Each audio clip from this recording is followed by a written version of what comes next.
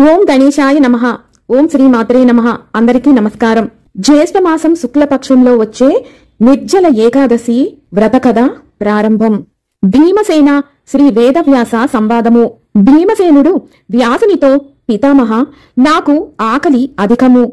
ఉపవాసము లేని ఏకాదశి వ్రతమునకు ఫలితం ఉన్నదా అని అర్థించెను. వేదవ్యాసుడు, స్వర్గము కోరదగినది, నరకము గర్హింపదగినది కనుక కృష్ణ శుక్లపక్ష ఏకాదశి తిథులలో ఉపవాసము అవశ్యము చేయవలెను అని చెప్పెను.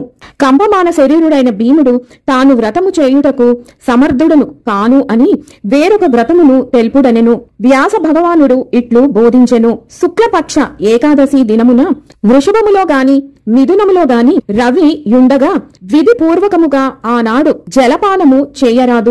ఒకే యొక్క మాష మాత్రమైన మణి నీట మునుగుటకెంత నీరు అవసరమో అంతే నీరు ఆచమనముకు ఉపయోగించవలెను. గోకర్ణ సదృశ హస్తముచే నీటిని పానము చేయవలెను. అంతకంటే ఎక్కువ తక్కువ గాని నీరు త్రాగినా అది మద్యపానముతో సమానము. విధి పూర్వకముగా పూర్వవ్రతము వలె చేయవలెను. ఇరు పక్షాలలోనూ ఏకాదశి తిథియందు ఉదకమును కూడా వర్జించి ఉపవసించవలెను. సర్వతీర్థేషు యత్పుణ్యం సర్వదానేషు యత్ఫలం తత్ఫలం సమవాప్నోతి కృత్వా ఇమాం వ్రతం అనుచు దానాదులను ఇచ్చునప్పుడు ఉచ్చరించవలెను. కరిష్యామి దేవేశ జలవర్జనముపోషణం భోక్షే పరేహ్ని దేవేశ హ్యనంత తవ వాసరాత్. అంటే, ఓ దేవేశ, జలవర్జితమైన ఉపవాసముతో ఏకాదశి వ్రతమును కావించెదను, మరునాడు భుజించెదను అని విష్ణువును పూజించి సువర్ణ ఘట వస్త్ర దానాదులను